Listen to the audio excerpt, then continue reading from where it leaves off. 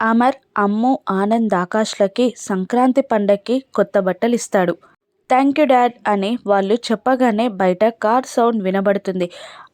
మనోహరి, చెంబ కిందికి దిగుతారు. అంజు పాప కూడా దిగుతుంది. కానీ ఆరు పాప కిందికి దిగకుండా ఆ ఇంటిని తీక్షణంగా చూస్తూ ఉంటుంది. ఏంటి పాప కిందికి దిగట్లేదు అని మనోహరి, చెంబ ఇద్దరు ఒకరినొకరు కళ్ళతోనే మాట్లాడుకుంటూ ఉంటారు. అంజు పాప కార్ డోర్ ఓపెన్ చేసి దిగు అరుంధతి అని అంటూ ఉంటుంది. అలాగే అని అంటూ కారు నుండి కాలు కింద పెడుతుంది ఆరు. ఆరు ఆ ఇంటిలో అడుగు పెట్టగానే ప్రకృతిలో ఉరుములు, మెరుపులు, మార్పు మొదలవుతుంది. అది చూసిన మనోహరి, ఏంటి చెంబ, అరుంధతి ఈ ఇంట్లో అడుగు పెట్టగానే ఈ వైపరీత్యాలేంటి అని అంటూ ఉండగా, తనింటికి తాను వచ్చింది కదా అందుకేనేమో అని అంటూ ఉంటుంది చెంబ.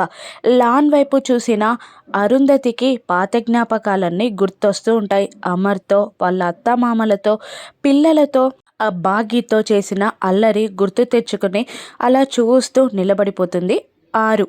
అంజు, ఏంటి అరుంధతి అలా చూస్తున్నావేంటి, మా లాన్ నీకు నచ్చిందా అని అడుగుతుండగా, ఈ ప్లేస్ నాకు చాలా ఇష్టం అని అనేస్తుంది ఆరు.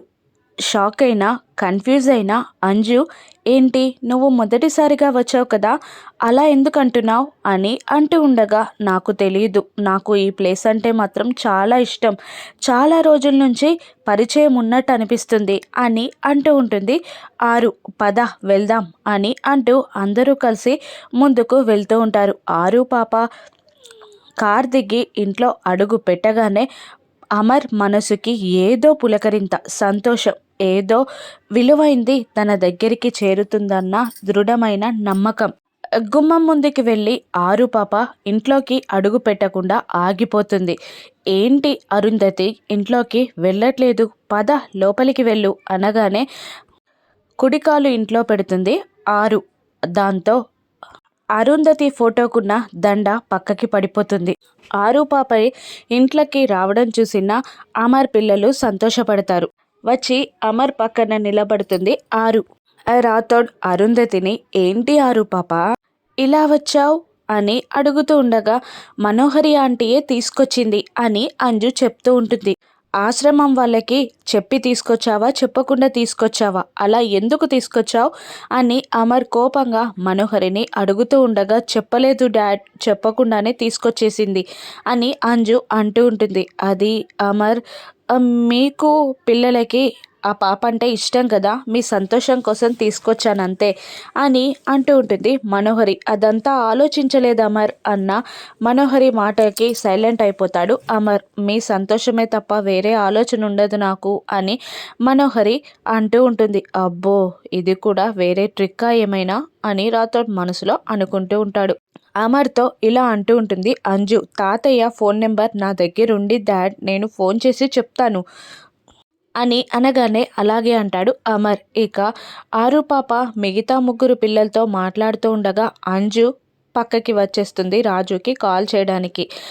ఆరు కోసం బాగి ఎదురు చూస్తూ ఉంటుంది. రాజు రూమ్లోకి రాగానే, పాప ఇక్కడ బయటుందా, కనిపించట్లేదేంటి అని అంటూ ఉండగా తడబడుతూ అది అది అని అంటూ ఉంటాడు రాజు. ఏమైంది అని అడుగుతుంటుంది బాగి. పాప రాలేదు అని అనగానే, ఏమైంది, స్కూల్ ఇంకా వదలలేదా, టైం అయిపోయింది కదా అని బాగి టెన్షన్గా అడుగుతుండగా, కాదు స్కూల్ వదిలిపెట్టారు అనడంతో ఇంకా టెన్షన్ పడుతూ, మరి అరుంధతి ఎక్కడ అని అడుగుతూ ఉంటుంది బాగి.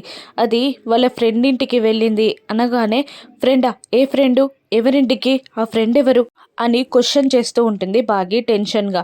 అలా ఎలా పంపించారు, నేను అరుంధతి బయట తిరగడం కరెక్ట్ కాదని, మంచిది కాదని మీకు తెలుసు కదా, అలా ఎలా పంపించారు అని అడుగుతూ ఉంటుంది బాగి. టెన్షన్ పడకమ్మా, తన ఫ్రెండే, క్లాస్మేటే, ఏం కాదు అని నచ్చజెప్పబోతూ ఉంటాడు రాజు. ఇంతలో రాజు మొబైల్ రింగ్ అవుతుంది. అంజు ఫోన్ చేస్తుంది. హలో అని రాజు అంటుండగా, తాతయ్య, నేను అంజుని, ఆరుని మేమే తీసుకొచ్చాం, ఒక 1 అవర్లో పంపించేస్తాం అని అంటుండగా ఎవరు అంటుంది భాగ్య పక్క నుండి రాజుని. వాళ్ళే ఫోన్ చేస్తున్నారు అని అంటూ ఉంటాడు రాజు.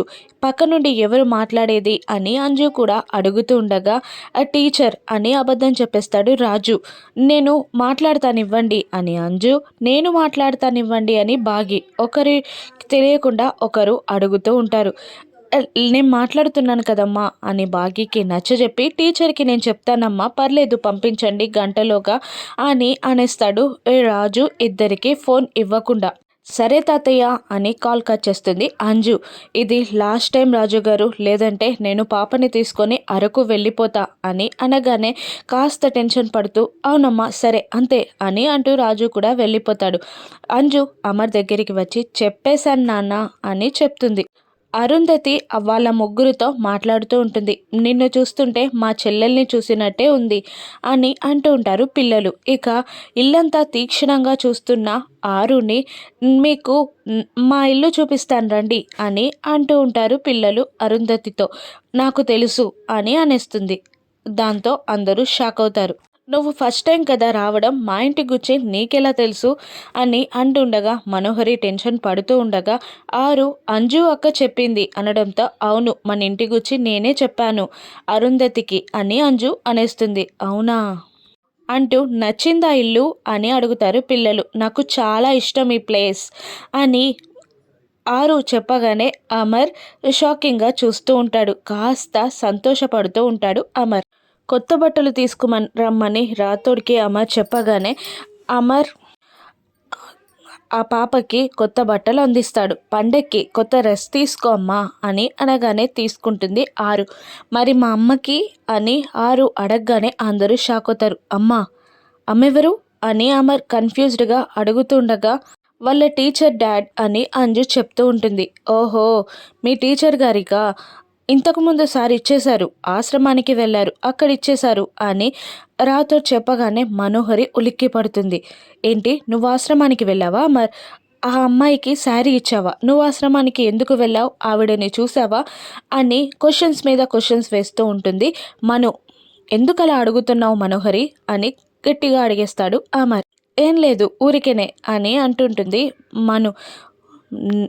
ఆవిడైతే అన్నీ అడుగుతుంది, ఒక్కదానికి కూడా నిజం చెప్పదు అని పండ్లు కొరుకుతూ ఉంటాడు రాథోడ్. ఏం లేదు మేడం, ఇంతకుముందు పండక్కి కొత్త బట్టలు పిల్లలకి ఇవ్వడానికి సార్ వెళ్ళారు, అక్కడే ఆవిడకి కూడా శారీ ఇచ్చేశారు అని రాథోడ్ చెప్పగానే ఆవిడని చూసావా అమర్ అని మళ్ళీ అడుగుతూ ఉంటుంది మను. లేదు ఆవిడేదో బిజీగా ఉందంట, రాజుకిచ్చి రాజుని ఇవ్వమని చెప్పారు అని రాథోడ్ అనగానే ఓహో అని ఊపిరి పీల్చుకుంటుంది. అందరికీ కొత్త బట్టలు ఇచ్చావు అమర్, మరి నాకెక్కడా అని అడుగుతుంది మను. మీకు తీసుకురావడం సార్ మర్చిపోయారు మేడం అని రాథోడ్ ఎగతాళి చేస్తూ ఉండగా నీ శారీని అక్కడ టీచర్కి ఇవ్వాల్సి వచ్చింది మనోహరి, నీకు తీసుకురాలేదు అని అమర్ అనడంతో మనోహరి కోపంతో ఊగిపోతుంది. అప్పుడు నాకు సొంతం అవ్వాల్సిన నిన్ను ఆ అరుంధతి చేసుకుంటే భాగి మళ్ళీ సొంతం చేసుకుంది, ఇప్పుడు మళ్ళీ నా వస్తువులు నువ్వు ఆ భాగ్య వైపు వెళ్తున్నారా అని కోపగించుకుంటుంది మనోహరి. ఈసారి పండక్కి పాత చీరే మనోహరి అని ఎగతాళి చేస్తుంది చెంబ.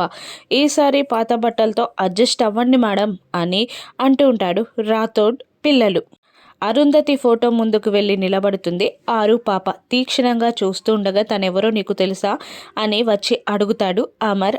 ఆరు పాప చెంప నిమురుతూ అప్పుడు తెలుసు అరుంధతి అనేస్తుంది. దాంతో షాక్ అవుతాడు అమర్. తన గురించి నీకెలా తెలుసు అని అడుగుతుంటాడు అమర్. అంజు అక్క చెప్పింది అనడంతో నేనే చెప్పాను డాడ్ అని అంజు అంటుంది.